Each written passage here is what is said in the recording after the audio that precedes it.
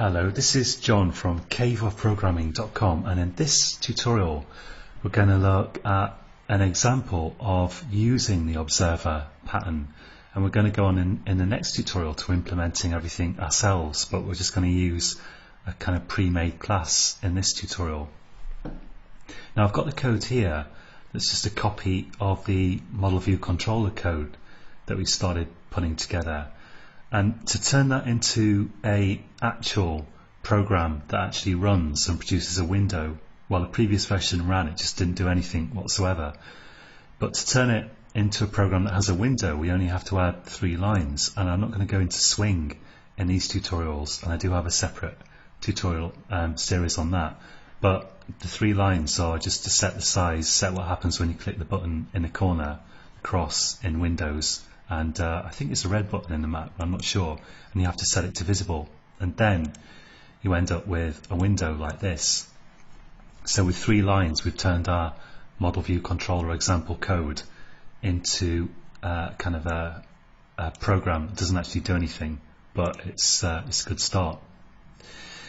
Now I've also I want to actually add in this tutorial a button to the code and show you how to respond to events using the observer pattern with a button as an example of the observer pattern in action.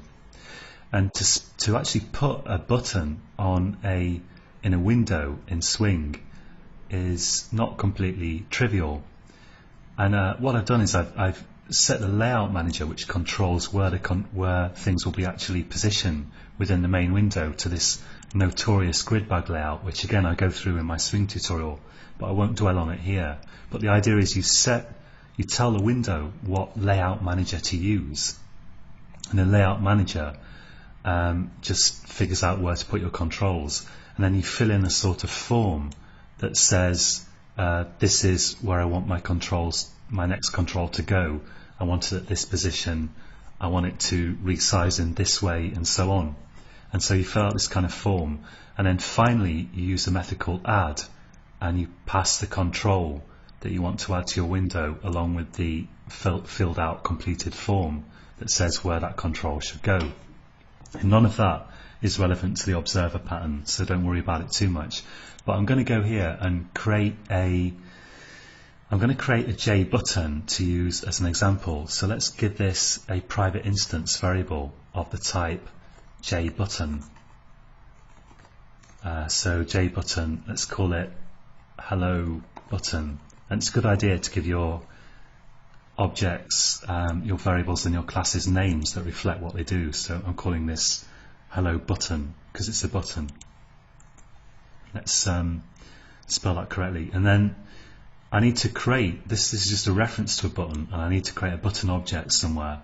So let's do that down here. Actually let's not, let's do it maybe up here. This can be like an area of the program where we create objects. So I'll say hello button equals new J button. So I'm using this built-in class in Java, and J button actually takes a string that lets you put text on it. So I'm going to say here, click me.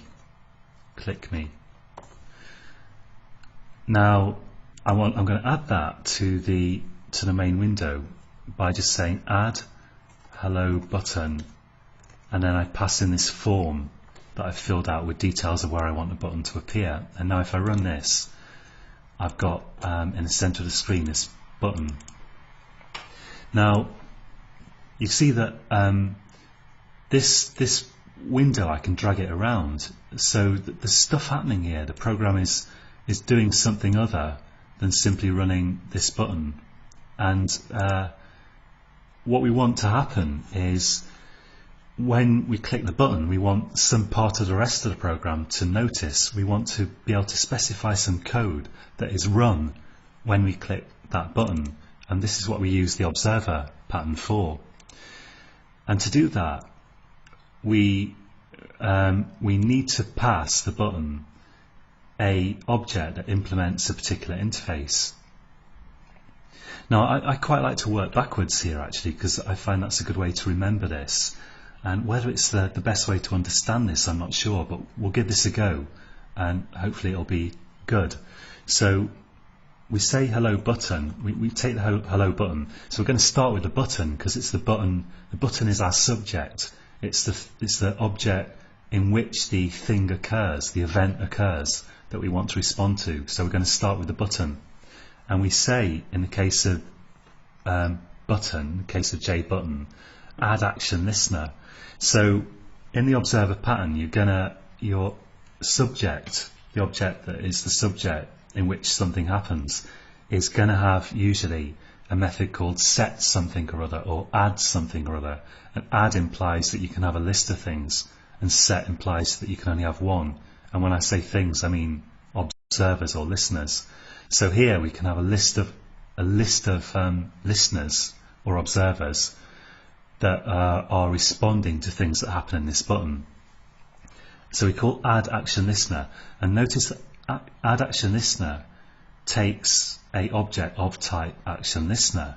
Now in fact, action listener is actually an interface. So what this is saying is that hello button takes an object that implements the action listener interface. So let's call add action listener there, and now we need to supply something that implements action listener, and we don't have anything at the moment. So I'm going to show you two possible solutions to that in this tutorial. One solution is, well, we've got this mainframe class here, we can make that implement action listener. So we say class view extends JFrame. Let's say implements action listener. Now what is action listener? It's actually just, all it does is, if we look at it, let's put the cursor on it and hit F3, and we see that it's just got one method. So if you implement action listener, what that means is that you've got to have an action perform method in your object, and that's where we're going to put the code for JButton to run. This is all just a way of feeding some code to JButton for it to run when you click it. So having said implements action listener, now we've got an error, and we click on the error and go to add unimplemented methods, or you could just do this by hand, and what we get is this action perform method in our class that implements action listener.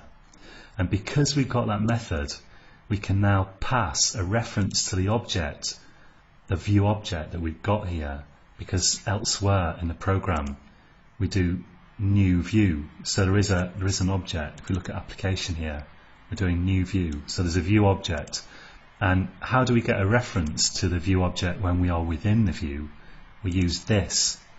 So I type this there, and that's passing a reference to the object that is created from this class as a template.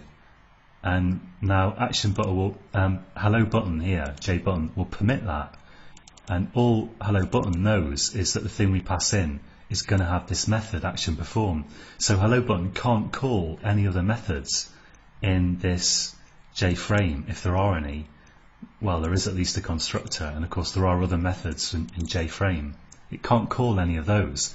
It doesn't even know that this is a JFrame. All it knows is it's a class that implements action listener, and it's therefore got this method, and it's this method that JButton will call when the user clicks a button. So we say that the hello button will fire an event.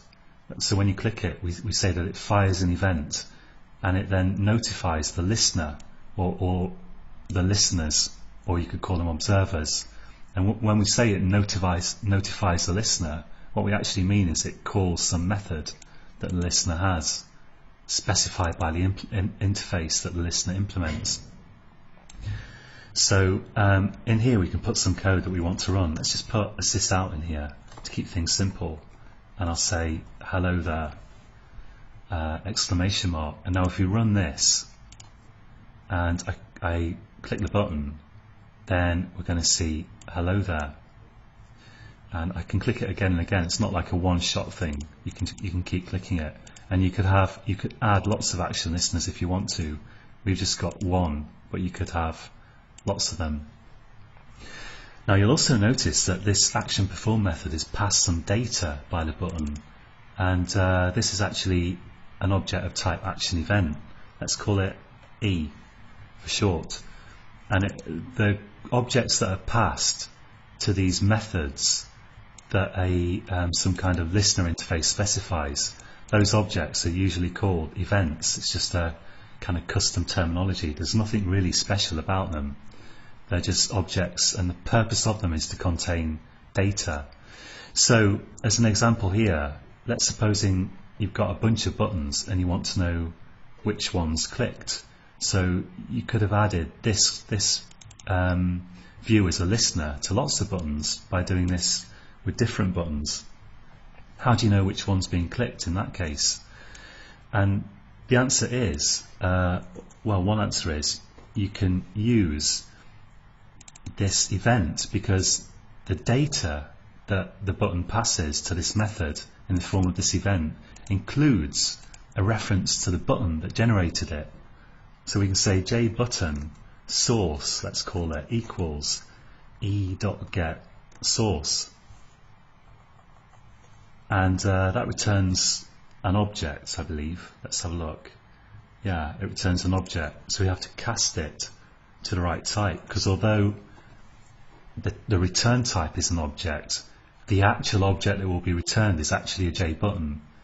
So we can actually cast it to the right type so that this variable can then refer to it. It is actually a JButton object. It's just that it's being returned as an object. And if you want more info on that, check out probably the tutorial on polymorphism, or the tutorial on upcasting and downcasting in my Java 4 Complete Beginners series. So we've got the button there, and now we can put in a check. We could say if source equals, so we're doing a test, check that if it is equal to this particular button, the hello button, and only then do we do hello there. And let's put the bracket in there, and otherwise we haven't got any more buttons here at the moment. Otherwise it will be some other button. So let's say sysout some other button. So that's not going to be called because we've only got one button here. But let's just run this and click, and we see that hello there is coming out. So the basic idea is, I mean, the fact that there's a source here, that's a specific thing to do with Swing, but the general idea of passing what we call an event object, which can just be some type you made up, to this method in your listener interface, that's part of the observer pattern, or it's part of the interpretation of it, at least. Let's have another button in here. Let's have a private JButton goodbye button, like this, and I'll say goodbye button equals new JButton goodbye. And to keep things a bit more consistent, let's change this to hello. Now to add the button here, I have to do some Swing specific stuff, which is quite tedious. I'm just going to copy all this stuff and paste it down here, and this is kind of the form that I need to fill out that I was talking about to say where the button should go.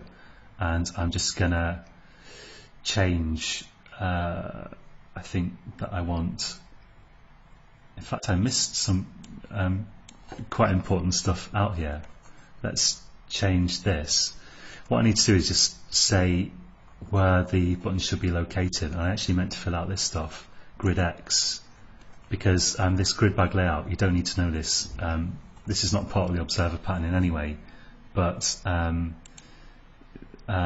this is something that we need to fill in to specify where our control is going to go in Swing. So let's just try that and see if that works. So now I want to add another button, a goodbye button, which is the point of doing that. So let's say here goodbye. I've filled out the form that says where it should go, probably wrongly, but we'll try it. There we go, it has appeared, that's good. So now we've got two buttons, and I could also add the same listener to my other button. So I could say goodbye button.add action listener, this, So we've got the same listener to the goodbye button, and now we know that now in here we could use the source to find out which button is being clicked. So now if I run this now, if I click hello, it says hello there. If I click goodbye, it says some other button. So that's one particular example of passing data with an event type object to your method that's run in your observer, your listener, when the event occurs. Now I just want to show you one more thing here that's really useful to know, and to understand the next bit you have to get your head around anonymous classes, although typing out the code here would be certainly a step towards understanding anonymous classes if you don't already understand them. So I always think there's nothing wrong at all in diving in at the deep end if you find that enjoyable. Let's have, so I'll stick with this button now, and I just want to show you, well, a couple of things. One thing I want to demonstrate is that you can, in this case, because we've got an add action listener, it's called add rather than set. That implies that the button is maintaining a list of listeners, and it's going to notify each listener when it's clicked. If it was called set, I would suspect that there was only one listener, and setting it was setting that unique listener. But because it's called add, I think, okay, there's got to be a list of them. So let's add another listener to this goodbye button. Let's say goodbye button dot add action listener, and this time I'm going to use an anonymous class. And the way an anonymous class works, well, I won't go over it here because I already have a free tutorial on that in Java for Complete Beginners, but I'm just going to show you what you have to type. And if you want to learn this, a great way to learn it is just to type it, and you'll get used to it. So within the brackets of this method here, I'm going to say new action listener and round brackets, and this bit looks as though we were declaring a object, but it's actually an interface. Sorry, that bit looks as though we are instantiating an object, I should say, creating an object from a class, but it's actually an interface. And to complete this, I open a curly bracket there, hit return, Eclipse has put the closing curly bracket in, and there's the closing round, there's the closing round bracket that corresponds to this round bracket here. I put the semicolon in, and let's just click this error and go to add unimplemented methods, and I can implement my class, my action perform method here. So this is an anonymous class syntax, which isn't specific to the observer method. It's just a facet of the Java language, which you can look into more separately if you want to. And now let's put in here sysout sorry to see you go. And now, so what this is it's a quick way, a quick alternative to creating a little class that implements the action listener interface called an anonymous class, because it's not named, and we can immediately pass that in where we actually create it. So it's an alternative to going to the trouble of having some big class like this implement action listener.